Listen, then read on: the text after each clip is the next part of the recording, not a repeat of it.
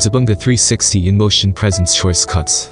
We are sharing choice cut, excerpt, from the full stream of the joint and collaborative project by the Red Monkey Talks and the Zabunga 360 inMotion channels. The full video is the first in-focus main feature of the Red Monkey Talks show dealing with the Peñafrancia Fluvial Colgante Bridge disaster of September 16, 1972, and related trivia. It is our objective to expand the narrative, finally fill missing details, and shed the light and information for many who were not around yet when the unfortunate event occurred. Based from the original text published online in zabunga360.net. This edition contains a revised long-form narrative with additional, comprehensive and updated information.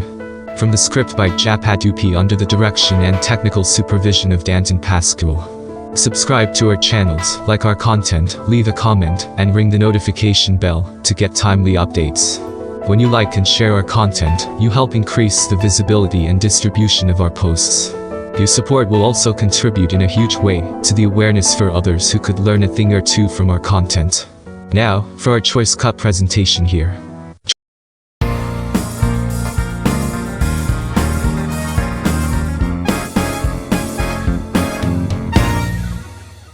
Are in focus for this first edition, we recall and discuss the tragedy that happened 5 decades ago, during a religious celebration of the transfer of the venerated images of the Virgin of Peñafrancia and the El Divino Rostro, via a fluvial procession on the Naga River in the city of Naga, Bicol region, the Philippines. We also included during our main discussion and recollection, more snippets of the fluvial coverage, the modern and safe version in the current format of observing the religious celebration. Welcome to our first official long-form outing of Red Monkey Talks show. We are glad and thank you for joining us. In this extended full narrative, we present all the salient details, which include drama and sorrow, personalities and people involved, surrounding the Naga City Colgante Bridge disaster. This whole show shares much of remembrance and recall of the tragedy, and then some. Remembering the sorrows and pain of Peñafrancia Fluvial Colgante Bridge tragedy of September 16, 1972. We enriched our discussion with narratives of people who shared their very personal eyewitness account of the ensuing event. This new comprehensive edition comes with more updated information in exhaustive long narrative format. Before we start, thank you for listening and watching this portion of the Red Monkey Talks show, which is also being shared by Zabunga 360 inMotion. Please subscribe, leave a comment, like and share this post, and hit the notification bell. It meant so much for us. Your support will contribute in a huge way to the awareness for others who could learn a thing or two from our content. This early, we extend our big thank you to all supporting our channels. When you like and share our content, you help increase the visibility and distribution of our posts. Imagine if we can freely check out the pun and pinch news, information, and culture you need to know. And please continue watching as we move on with the show. Remembering the sorrows and pain of Peñafrancia Fluvial Colgante Bridge tragedy of September 16, 1972. Long ago during the month of September, some 51 years ago in our fast recall, and counting.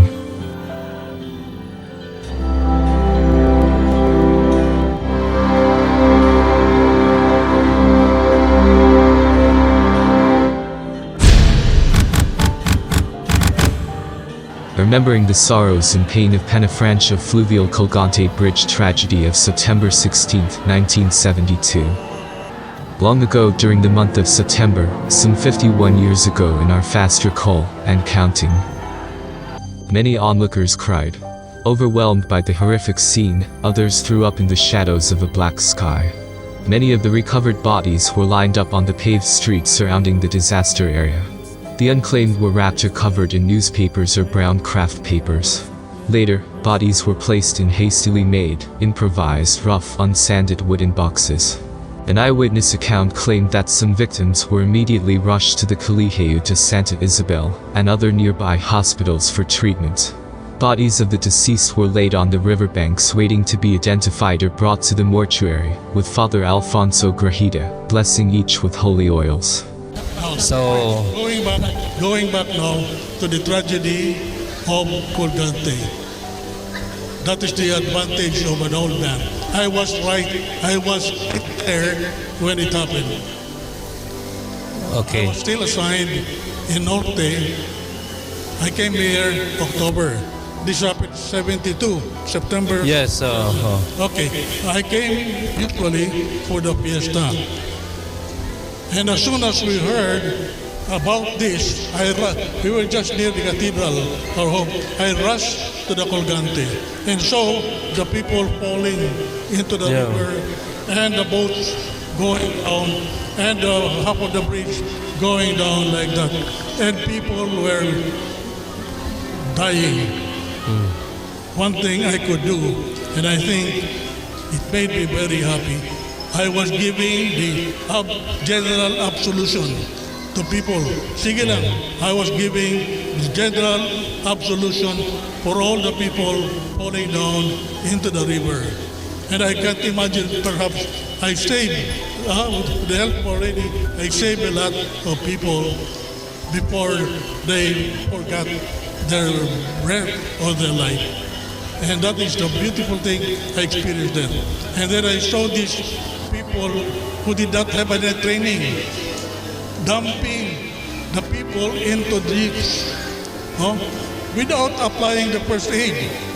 I could see like one of them is Dr. Claros, Yeah. saving people, applying the artificial respiration, cardiovascular resuscitation, and they will survive. But these people who will come into the jeep, being brought to one of the stations, all died. People being dumped into jeeps, being brought to one of the stations in Naga. I heard over 100 ba yun? About 100 Opo. died. And others who survived, well, they were just blessed, those who were able to swim away. Because aside from the falling bridge, there was this electricity being opened to people and in the water. And the water was the conductor, the electricity, and people were dying because of that electric shock. So, here is what happened. There were Boy Scouts on both ends of the bridge. Mayroon pong mga scout nagbabantay duman sa duwang opening kan bridge and Colgante, trying to stop people from coming. But since they were small boys, they ignored the Boy Scouts. And people started coming and filling up the Colgante. Kaya buminagsak. Ano ang lesson? Be prepared. Kasi we can be taken by him anytime. And we cannot know when or where or how we will go. One of the retrieved fatalities was Santiago Ojeda of Guwa, Camarines Sur. He witnessed the event and used a camera and voice recorder which was recovered later on the river. In his recorded observation, he mentioned that, quote, "This bridge is full of people, and I don't see anyone directing traffic here," unquote. I was having a drinking session with the More or Less brothers at the More or Less studio located in front of our house, when all of a sudden we heard a commotion coming from everywhere, recalled Rex Imperial.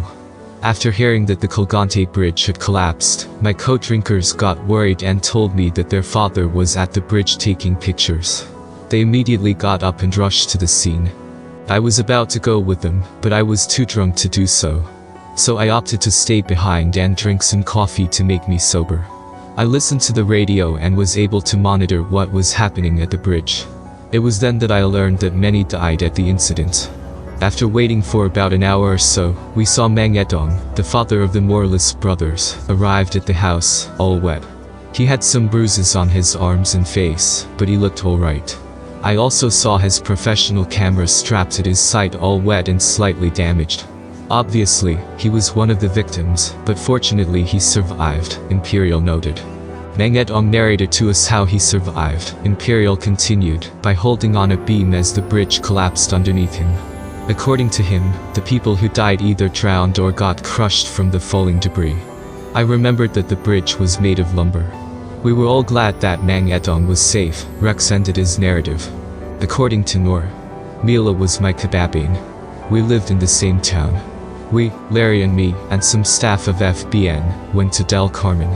Mila's remains was already there. Her long flowing hair was still dripping with river water. FBN donated a green-colored coffin and an unspecified amount of financial aid for the family. Mila's mother confided that little did their family had any hint, the last words from Mila's report would be her last memorable lines would utter, and her family would hear. Later in the week, she was brought to her final resting place at the Catholic cemetery in San Isidro of Calabunga. Nora revealed, "I don't have vivid memories of the Colgante collapse since we were still in grade 3 then. As far as I can remember, my brothers and I were at the compound of the Ursua family at Peñafrancia Avenue. We always go to the Ursua's residence every Peñafrancia fiesta to watch the Fluvial procession," related Jerry Zantua. From the vantage point of the Ursua's backyard, Jerry recalled, "We saw the horrific collapse of the Colgante Bridge. Our Dirina had not yet passed under the bridge, because only a few boats had gone through when the bridge collapsed. I even saw somebody jump down to the river as the bridge was collapsing. People tried to scramble up the collapsed bridge, but it was a futile effort because as they tried to climb up the bridge, another portion of the bridge completely crumbled. As we went home at our house in Concepcion Avenue near the provincial hospital, we went by the compound of DZRB station of ABS-CBN network. There, we saw the dead bodies of the victims lying on the basketball court. These were the cadavers that were not accommodated by the provincial hospital. Curious people lined up to see the bodies, and many tried to find out if they could recognize any one of them as being either their relative or friend," Zantua vividly recalled. "I was at home when we heard over the radio in the late afternoon about Colgante's tragic collapse," Cesar Bagat-Yan wrote. Meanwhile, most of the guards at the Naga City jail were mobilized in the ensuing Colgante rescue operation. The lapse of judgment on the side of the local jail management was taken advantage by the detainees. It was a window of opportunity. They staged a commotion and caused the remaining 2 guards left behind being overpowered. The Makrai paved the way for the escape of 47 detainees out of 52. An interesting side note here. A lingering rumor, then, surfaced, that one of the patrons aboard the Vanquerna was Imelda Marcos. But this was never confirmed nor refuted by any of the many voyageurs, laypeople and religious officials who were also aboard the watercraft. But that rumor received a scathing and pungent reaction from disgusted folks. Although, some were quickly defensive and opined that it was only to spider. At the disaster zone, the retrieval operation continued until the early morning hours of Sunday, September 17, 1972, the actual feast day and Peñafrancia fiesta. I remembered going to the site together with some of my friends the following day, Cesar continued his narration. Rescue and retrieval operations were still ongoing, and the only memories which left a permanent imprint in my mind were the broken bridge and the numerous slippers of different sizes and shapes, which were strewn all over the place, with some still floating on the river. There was a lot of sadness in our neighborhood during that time. I really don't know for how long was it, but for a good period of time, I did not walk going to Naga Parochial School, simply because the Colgante Bridge was an integral part of my route. I was a 3rd grader back in September 1972, Boniful Hentes revealed. The following week after the Colgante Bridge tragedy, we came back to school at Naga Parochial School, and found one of my classmates named Arna Lavila, missing. All my classmates at TAL section wondered where Arna was. Our teacher sadly told us that Arna was one of the fatalities of the Colgante Bridge disaster. My sister, Inga, also told me that one of the teachers of Colegio de Santa Isabel died at Colgante, Full Hentes recalled. Naga City Police Chief Elias Palma tasked Patrolman Ernesto A. Jan for the conduct of investigation of the tragic accident. Ernesto came up with the finding that from the salvaged pile and heap of timber from the bridge, the barrel bolts were still intact, but the shaft embedded in the wood has tapered and corroded. This 1972 Colgante tragedy was not the first accidental destruction of the bridge. The same bridge and location was also a scene of a deadly accident, and by timing and coincidence, also during the conduct of the Peñafrancia Fluvial procession, 24 years before, on September 1948. That first Colgante Bridge collapse claimed the lives of 30 persons. Meanwhile, Mayor Cibolo had difficulty in the conduct of mobilization and access of the city's resources. Politics showed its ugly fang, which played to the detriment of the people's welfare and interest. Cibolo belonged to the Liberal Party, which opposed the Nacionalista Party of Marcos. It took some time before the Department of Public Works and Highways would lend a crane for the operation in Colgante. The national government wasted 3 days before it raised a finger to help the city, but only after Cibolo was forced to align himself to the Marcos administration. Thereafter, the mayor got word from Malacanang the assurance that funding for a construction of new concrete replacement bridge over Santonja can be made available. After 5 days of the infamous fall of the Colgante, the event was overshadowed with the rumored declaration of martial law in the Philippines on September 21, 1972. There was blackout of the coverage and information of the deadly saga, as the mourning and burial of victims were completely shrouded into the canopy of total fear and uncertainty. The people braced for the unknown rim and possible abuse of power and vindictive character of martial law. Total fear became reality when the Bicolano Secretary of Public Information Francisco Kitadid read the Proclamation 1081 over radio and television nationwide. Martial law enveloped the country in one sweep and stroke of an announcement. Then, broadcast networks and print media were shut down, silenced, while media broadcast practitioners, journalists and vocal critics of Marcos were manhunted, rounded up and detained by the Philippine Constabulary and the Philippine Army. Electric service in Naga City and neighboring areas served by the Bicol Electric Company experienced a blackout, too. It took about another week or two before I decided to go to Colgante Bridge to find out how it looked like, Joseph Ivan related. When I got there, there was already a temporary single-lane cross bridge that was constructed along the side of the fallen bridge. Like the original wooden Colgante Bridge, the tiny cross bridge would also sway when a person walked on it. When I was crossing the cross bridge, I looked down at the water. The bottom of the river is barely clear, but I could see white objects that I could not identify. Someone told me that they were body parts, but I did not believe them because the rescuers were able to retrieve all the bodies that were found underneath the bridge. Joseph narrated.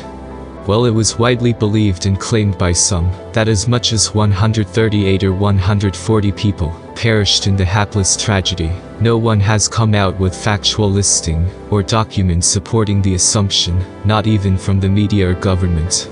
There was an accepted assumption that some victims were claimed by distraught families, even without proper notification of the authorities. As there were hundreds more were injured, the authorities also failed miserably in conducting verification and documentation, which completely exposed them of massive incompetence, and devoid of compassion, and total disregard from public accountability and responsibility. The family of the victims, injured or fatality, could have not forgiven them, after all, and maybe, up to this time. Even with confirmed listed fatalities, only 38 families filed and pursued a case against the city government of Naga during the term of Vicente Cibolo. Attorney Agapito III represented the city, while Attorney Luis Henril Jr. stood for the families of the victims. The first hearing was presided by Judge Gloria Navarro of Regional Trial Court No. 20.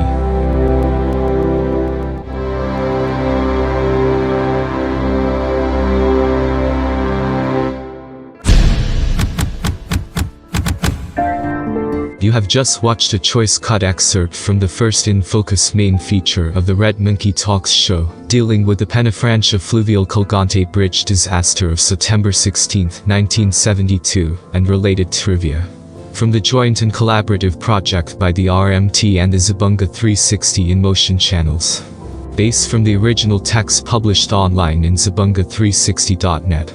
This edition contained a revised long-form narrative with additional, comprehensive and updated information.